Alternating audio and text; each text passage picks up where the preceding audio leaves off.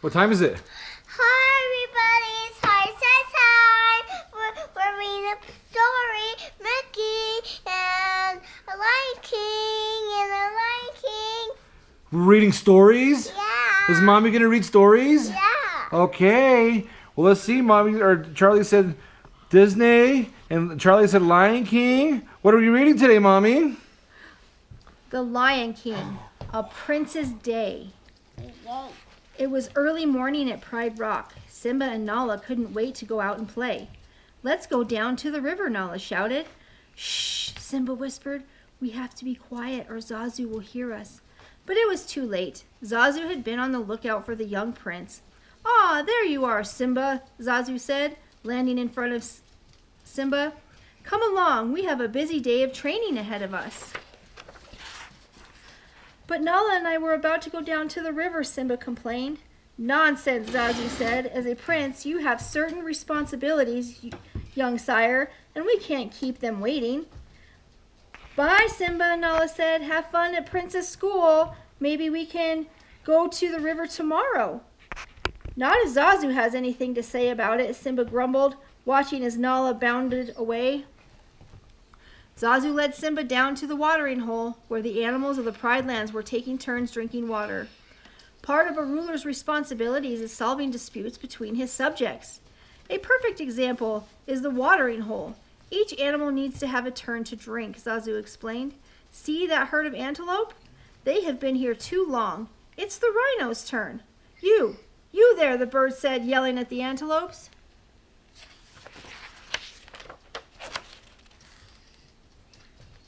Simba listened for what felt like hours as Zazu talked on and on to the antelopes. Finally, the lion cub saw a chance to escape. A herd of giraffes was leaving the watering hole. If he could sneak out with them, he might still have time to play with Nala. Just when Simba thought he had gotten away, Zazu landed in front of him. "And where do you think you're going?" Zazu demanded.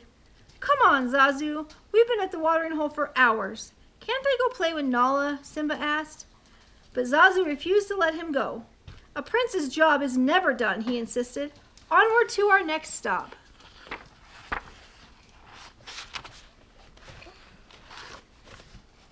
Zazu led Simba back to the Pride Rock, where Mufasa was listening to his subjects' concerns. "A king must listen to all the other animals," Zazu explained. "You can learn a lot from your father." Look, there he is. There's Mufasa on top of Pride Rock. Oh, 'cause Simba wants her dad? Yeah, he's trying to listen to his daddy. And see all the elephants and the zebras? Yeah. I'll be right back. Simba tried to pay attention. He listened as Mufasa advised the elephants to find new grazing grounds. He listened as the zebras worried about the upcoming rainy season.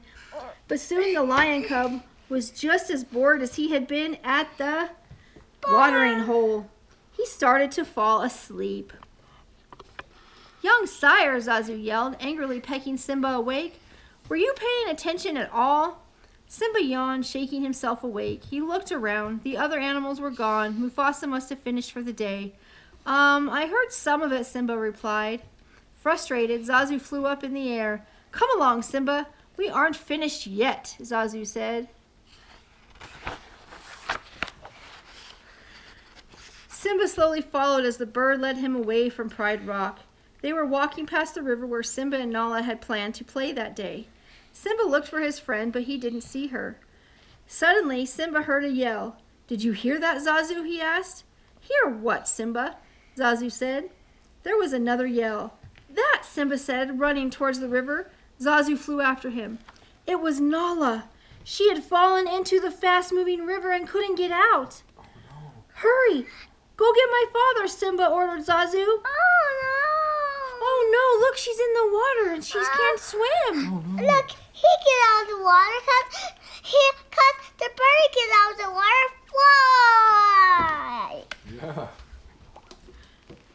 The bird flew away in search of Mufasa, but Simba knew there wasn't time to wait. Nala needed him now. Simba looked everywhere for a way to get to his Sit best back, friend. baby. You're getting too close, Mom. We can't read it. There you go. Finally, he saw a long tree branch on the shore of the river. Nala, grab on, Simba yelled. He grabbed the tree branch in his mouth and moved it over to the river. Nala reached out and grabbed the branch just in time. Simba pulled the branch back and dragged Nala out of the river, and she was safe. All right.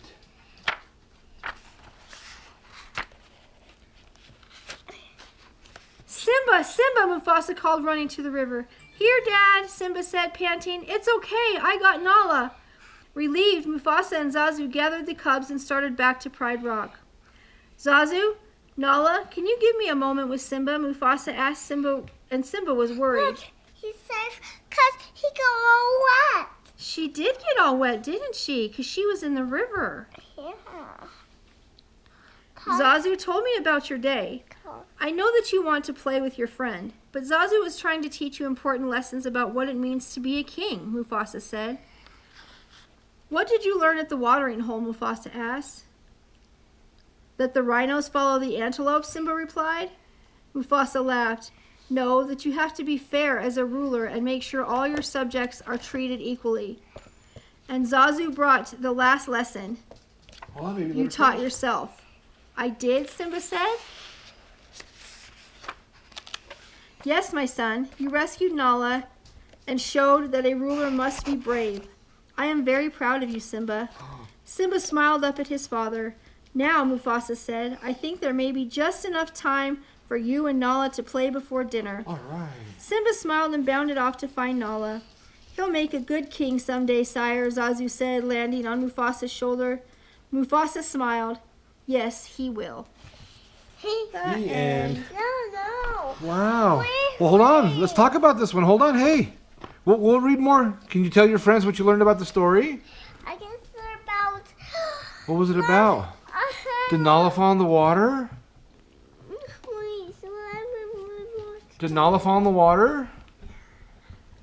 Okay, Charlie, we'll read one more book, We'll read but one more, let's but say it's- bye to your friends first. Here, let's say bye-bye, everybody. Good night. Bye, everybody. Good night. Mwah. Good job, baby.